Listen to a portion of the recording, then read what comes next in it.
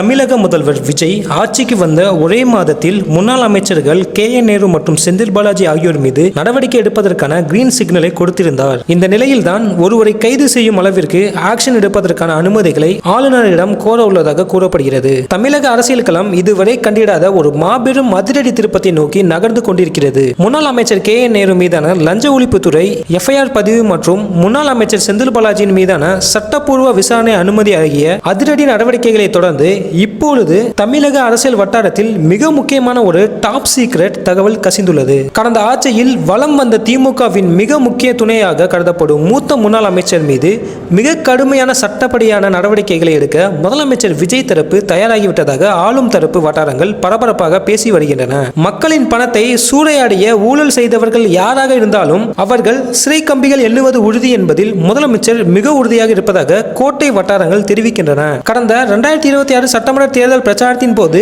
தமிழக வெற்றி கழக தலைவர் விஜய் மேடைகளில் தோறும் முழக்கிய தமிழ்நாட்டை பிடித்துள்ள ஊழல் மற்றும் குடும்ப அரசியலை வேறறுப்போம் என்பதுதான். ஆட்சிக்கு வந்தவுடன் மத்திய மாநில புலனாய்வு அமைப்புகளில் கொடுத்து ஊழல் புகார்களில் கோப்புகளை ஒவ்வொன்றாக தூசி தட்டி தொடங்கியுள்ளார் விஜய். ஏற்கனவே முன்னாள் அமைச்சர் KN நேருவின் மீதான நகராட்சி நிர்வாகத்துறை வேலைவாய்ப்பு முறைகேடு வழக்கில் புதிய அரசு எடுத்த வேகம் ஒட்டுமொத்த எதிர்க்கட்சியை அதிர வைத்துள்ளது.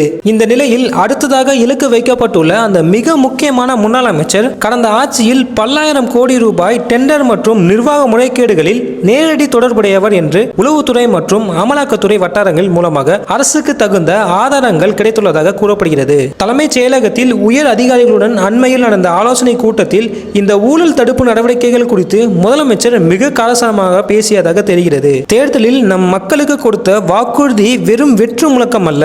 முந்தைய ஆட்சியில் நடந்த மக்கள் பண கொள்ளையை நாம் வேடிக்கை பார்க்க முடியாது. முறைகேடுகளில் ஈடுபட்ட அந்த முக்கிய புள்ளியை சட்டத்தின் முன் நிறுத்தி சிறைக்கு அனுப்ப அனைத்து வலுவான ஆதாரங்களையும் தயார் செய்யுங்கள் என்று விஜய் அதிகாரிகளுக்கு காரசாரமான அதற்கான உத்தரவை பிறப்பித்துள்ளதாக கூறப்படுகிறது. அரசியல் பழிவாங்கல் என்ற விமர்சனங்கள் எழ வாய்ப்பு உள்ளதால் எந்த ஒரு சட்ட ஓட்டைகளும் இல்லாதபடி பக்காவான ஆவணங்களுடன் இந்த வழக்கை நகர்த்தி சட்டத்துறை அமைச்சர் CTR நிர்மல்குமார் மற்றும் புதிய அட்வொகேட் ஜெனரல் விஜய் நாராயணன் ஆகியோருடன் முதலமைச்சர் தொடர்ந்து தீவிர ஆலோசனை நடத்தி வருகிறார். அடுத்த சில வாரங்களில் கோட்டை வட்டாரத்தில் இருந்து வெளிவரப் போகும் அந்த அறிவிப்புகளுக்காக ஒட்டுமொத்த தமிழகமும் காத்திருக்கிறது. இந்த நியூஸை பத்தி உங்களோட கருத்துக்களை கீழே மறக்காம கமெண்ட்ல சொல்லுங்க. அதே போல நம்மளுடைய சேனலையும் சப்ஸ்கிரைப் பண்ணிருங்க.